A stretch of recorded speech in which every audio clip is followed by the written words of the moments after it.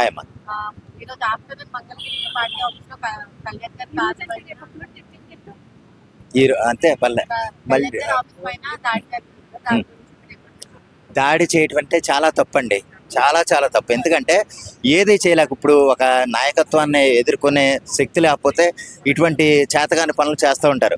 ఆఫీస్కి వచ్చి దాడులు చేసి వాళ్ళ కార్లు ధ్వంసం చేసి ఇలా చేయాల్సిన అవసరం మరి ఏముందో, లేకపోతే అలజడులు ఇలా సృష్టించి ఇదిగో వీళ్ళ ఆఫీసులను వీళ్ళే కాపాడుకోలేకపోతున్నారు, వీళ్ళ కార్లను వీళ్ళే కాపాడుకోలేనప్పుడు మనకేం చేస్తారు అన్న ఉద్దేశాన్ని ఏమన్నా క్రియేట్ చేయాలన్న ఉద్దేశంతో వాళ్ళు ఏమన్నా చేస్తున్నారేమో తెలియదు. కానీ ఓవరాల్గా ఈ విధంగా దాడులు చేయటం అయితే చాలా చాలా తప్పు. ఏమన్నా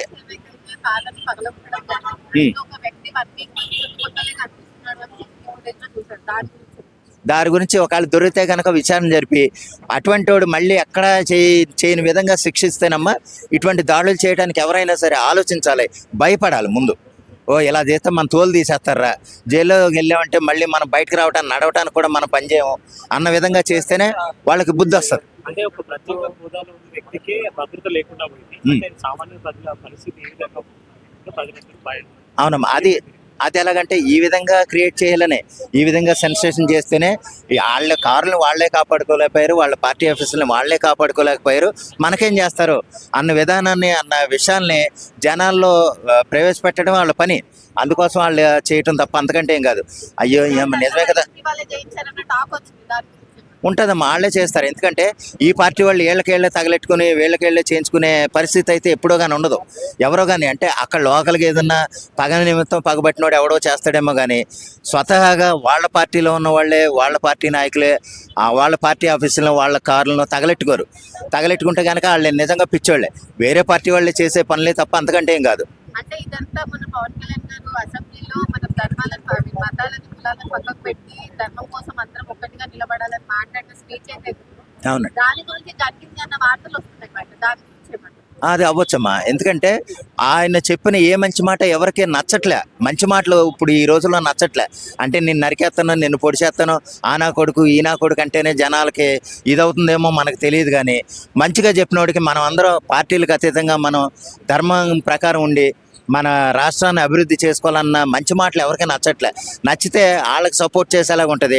వాళ్ళకి సపోర్ట్ చేస్తే మన పార్టీకి మనుగడ ఉండదు అన్న ఉద్దేశంతో వాళ్ళు మరి ఈ విధంగా చర్యలు చేపట్టడమే మనకు తెలియదు. కానీ చాలా దారుణంగా అయితే ప్రవర్తించిన విధానం మాత్రం ఎవరు క్షమించకూడదు. ఇది రీసెంట్ గా చంద్రబాబు నాయుడు గారిని తిట్టారు, ఇప్పుడు పవన్ కళ్యాణ్ గారిని కూడా ఆఫీస్ మీద దాడులు కూడా చేస్తున్నారు. అవును, కనీసం ఒక హోదాలో ఉన్నారు, ప్రభుత్వం వాళ్ళ చేతుల్లో ఉంది అన్న ఐడియా లేకుండా ఎందుకు ఈ విధంగా ప్రవర్తిస్తున్నారు? అది వాళ్ళకి ఏంటంటేనమ్మా, బరితెగించిన వాడికి ఏం ఆలోచనలు ఉండవు.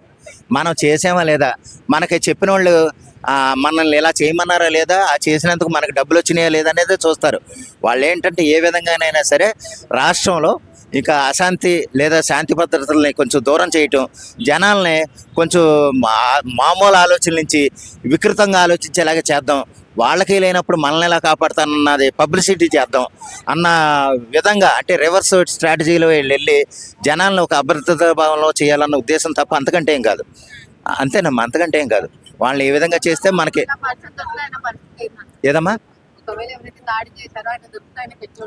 దొరికితే కఠినంగా శిక్షించాలి. నేను చెప్పే మాట ఏంటంటే దాన్ని రాజకీయాలకు అతీతంగా వెళ్ళి కఠినంగా శిక్షిస్తేనే తర్వాత ఎవడన్నా ఇలా పార్టీ ఆఫీసుల మీద లేకపోతే వాళ్ళ నాయకుల కార్లని ధ్వంసం చేయాలన్న ఆలోచన వచ్చినా సరే మన కాలు తీసేస్తారా, లేకపోతే మనకు బయట తిరగనివ్వరు, జీవితాంతం మనం ఇందులోనే ఆడవాలి, ఇంకా ఎందుకో పని చేయమన్న ఈ విధానం వాళ్ళకి భయం కలగాలి. అంత భయంగా చేస్తేనే అవి ఎవడైనా ఉంటాడు అనేది నా ఆలోచన.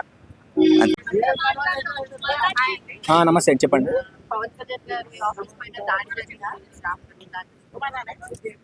అరే బాబు, అతను డిప్యూటీ సీఎం కాకుండా ముందే అందరికి ఒప్పించిండు.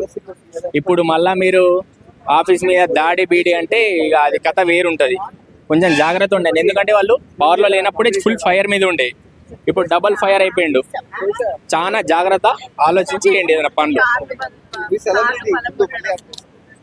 మీకు ధైర్యం దమ్ము ఉంటే పోయి దగ్గర మాట్లాడండి, అవన్నా ఇది చేస్తాను పని చేస్తలేవు, ఇది చెయ్యు అని చెప్పాలా. కార్లు వాళ్ళ పడితే ఏమొస్తుంది, అది పోతే ఇంకోటి కొంటాడు.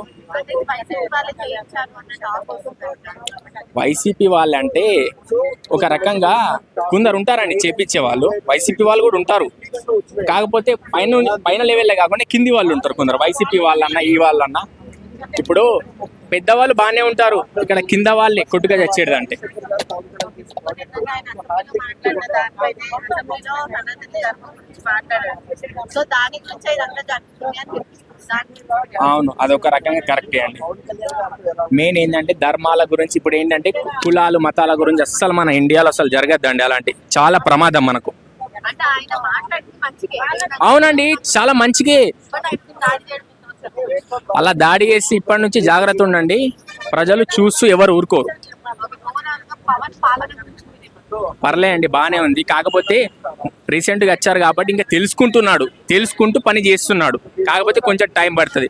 మొన్న రీసెంట్గా తెలంగాణలో కూడా మనం కౌన్సిల్ ఎలక్షన్స్ జరిగాయి, అందులో కూడా కొన్ని ఓట్లతో పోయాడు.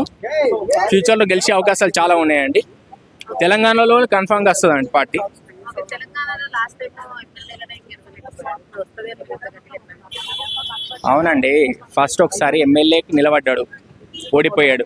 ఒక్కటేసారి ఎంత 22 21 ఒక్కటేసారి 22 కొట్టాడు. చూసారండి, చెప్పలేమండి. ఇప్పుడు మీరేం చెప్పాలనుకుంటున్నారు? Super star power star Pawan Kalyan ఎప్పటికైనా స్టారే అండి. ఆయనకి తమిళనాడులో స్టేట్ ఇన్ఛార్జ్ ఇవ్వాలని చెప్పేసి బీజేపీ పర్లే అండి, ఇస్తే బాగానే ఉంటుంది. అంటే ఇప్పుడు ఆయన ఏపీకి చూసి బయట పక్క రాష్ట్రంకి వెళ్ళి ఇన్ఛార్జ్ ఆయన స్థాయి తగ్గించినట్టు లేదండి, ఇప్పుడు స్థాయి తగ్గించడం అని కాదు, ఒక పార్టీ ఆ పార్టీ బాధ్యత కూడా ఇతను తీసుకుంటున్నాడు. కాకపోతే అక్కడిక్కడ హ్యాండిల్ చేయగలుగుతా అంత కెపాసిటీ ఉంది పవన్ కళ్యాణ్కి, అట్లేం లేదు. లాస్ట్ పవన్ కళ్యాణ్ గారు కొంతమంది మంత్రులని సీరియస్ గా వాటిపైన వైసీపీ మంత్రులను క్వశ్చన్ చేసి మాట్లాడలేదు, బట్ ఆయన విమర్శిస్తున్నారు. దాని గురించి ఇప్పుడు ప్రతి విమర్శలు ఉంటాయండి.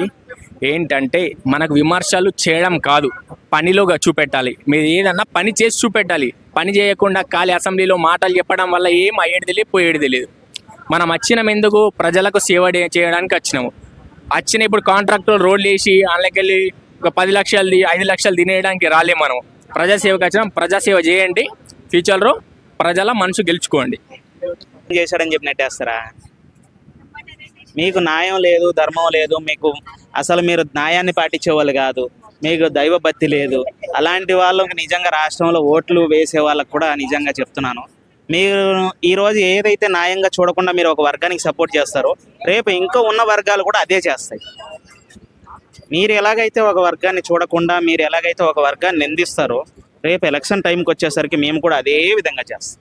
అంటే ఇప్పుడు అంతా అసెంబ్లీలో పవన్ కళ్యాణ్ గారు లడ్డు ఇష్యూ గురించి ఏదైతే నేను చెప్తున్నాను కదా, ఒక టాపిక్ని డివైడ్ చేయాలి అంటే ఒకటి చేయాలి. ఒక టాపిక్ని డివైడ్ చేయాలి అంటే ఆయన మీద దాడి చేయటమో, ఆయన ఏదన్నా చేయటమో. ఇంతకుముందు ఆయన 2-3 సార్లు చెప్పాడు, నా ప్రాణం పోయినా పర్లా, నేను రాష్ట్ర ప్రజల కోసం నేను అండగా ఉంటానని. వీళ్ళు దాన్నే క్యాష్ చేసుకున్నట్టున్నారు. ఇకనైనా సరే అభిమానులందరూ ఒకసారి రంగా గారిని పోగొట్టుకున్నాం. ఆనాడు రంగా గారు కూడా పేదవాళ్ళ కోసం కష్టపడ్డ వ్యక్తి. ఈరోజు పవన్ కళ్యాణ్ గారు కూడా రంగా గారు అంత కాకపోయినా ఆయనలాగే కష్టపడుతూ ఉన్న మనసున్న వ్యక్తి. ఈసారి కూడా పోగొట్టుకున్నాం అంటే మనలాంటి మూర్ఖులు ఎవరైతే ఉండరు.